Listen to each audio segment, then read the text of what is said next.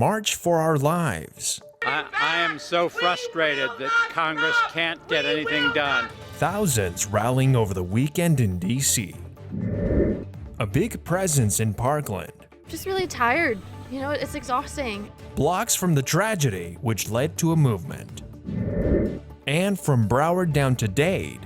And there has to be an end to the gun violence. South Florida well represented. A special edition of Newsbreak starts right now. Hello, South Florida. I'm Michelle Morris. And I'm Anya Joseph. Today's June 13, 2022. Live from the South Florida Media Network's Biscayne Bay studios in North Miami, this is SFMN Newsbreak. Calls for action across the country from the March for Our Lives organization. Team coverage this morning from South Florida Media Network reporters in D.C., Parkland, and Coral Gables. We begin in our nation's capital with the network's Nicole Castaneda.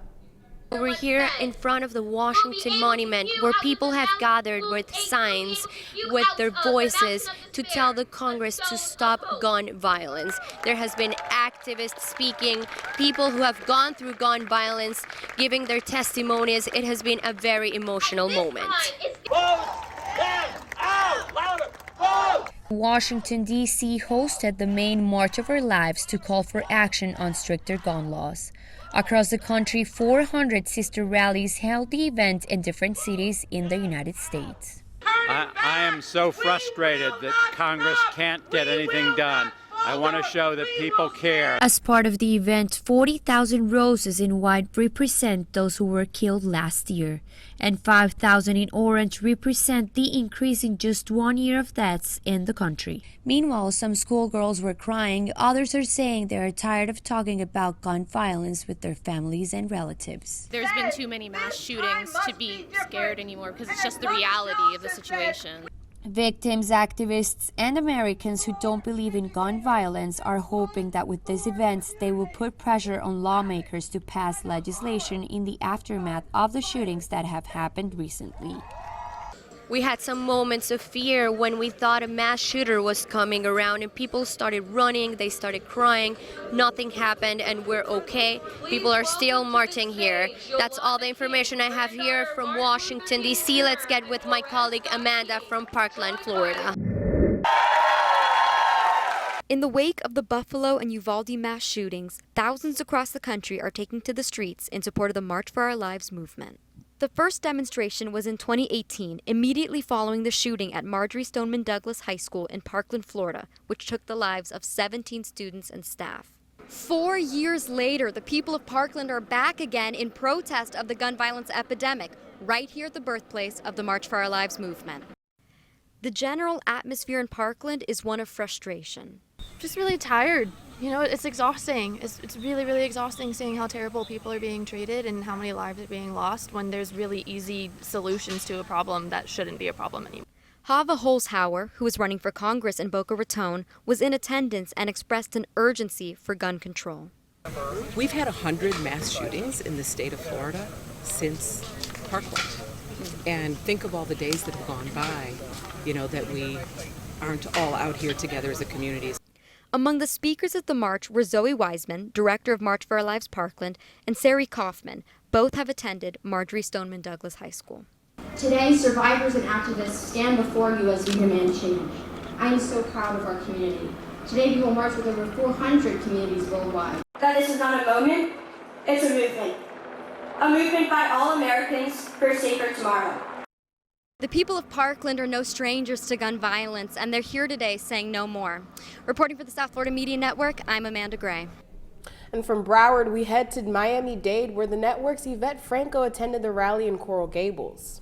Many people have gathered here in front of the City Hall of Coral Gables calling for action, as more than 208 people die by guns in Florida every year.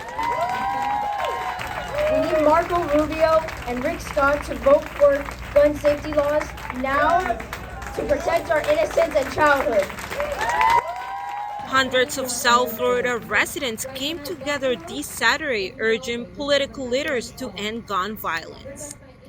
It means banning assault rifles outright, because no one really should need a weapon of war for self-defense. And it means red flag laws and making sure that we're alerted when someone is a danger to themselves or someone else. Attendings heard from family members, activists, as well as Miami-Dade County's mayor, Levine Cava.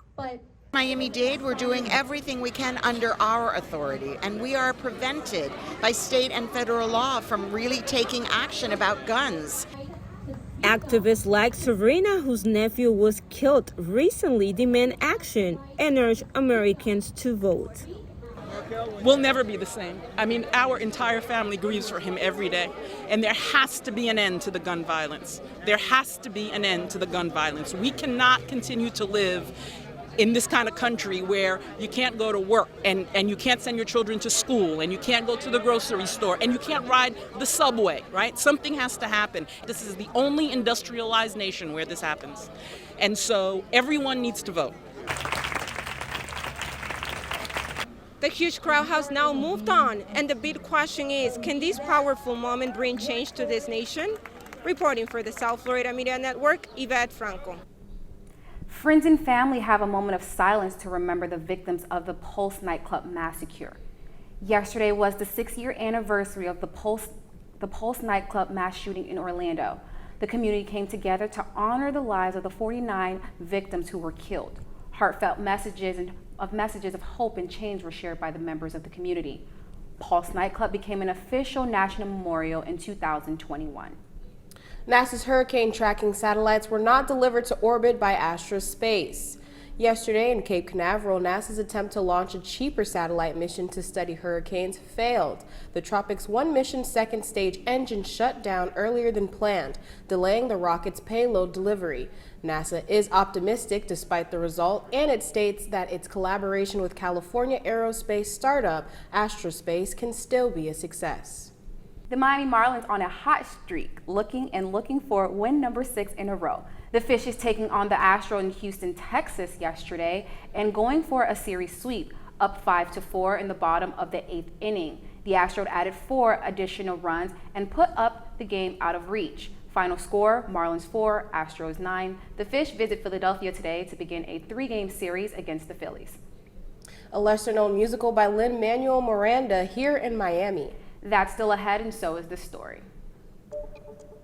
Do you think you could pull off Feel the Tango, the musical? He said, yeah, I can do that. You know, let me work on that. The organizer of the 25th Annual Summer Shorts Festival is also one of the playwrights. Newsbreak will be back in just 2 minutes.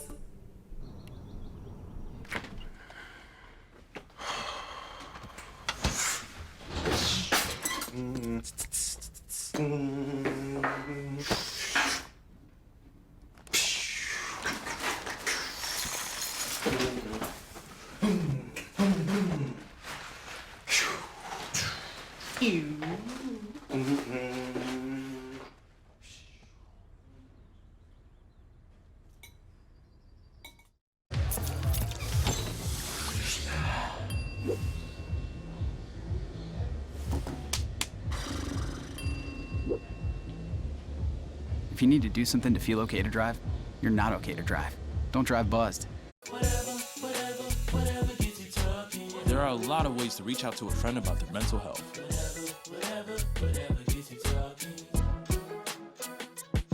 Learn how you can help at seizetheawkward.org. Bill is a family man. He invests his money wisely and provides a good life for his children.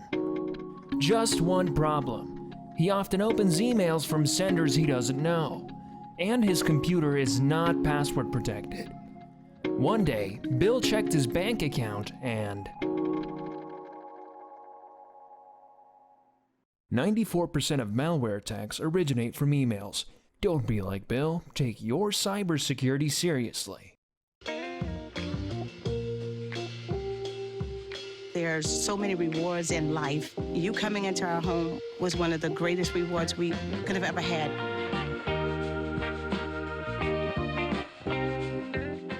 Hey Bobo, do trees tell each other stories? I'm sorry, I'm afraid I don't know that. Hey, why don't we go find out? Listen.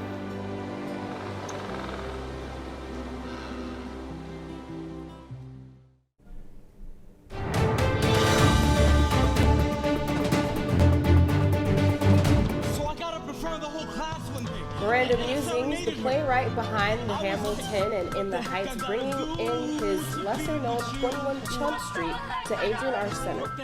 It's part of a short play festival called Summer Shorts. This year's 25th anniversary is produced by City Theater and its founder, Susie Westfall. Susie sat down for an interview with FIU's in Speech Show Arts. The festival includes her own short play, Feels Like Tango, which is used to beat a short opera. Do you think you could pull off Feel the Tango, the musical? He said, yeah, I can do that. Let me work on that. And of course, he did, but then we didn't do it in 2020, we didn't do it in 2021, and so we're doing it now. Summer Shorts is at Adrian Arts Center until July 2nd, and you can find more content from Susie at inspeechshow.fiu.edu. That's all the time we have for Newsbreak today. I'm Anya Joseph. I'm Michelle Morris. Get more news anytime at sfmn.fiu.edu.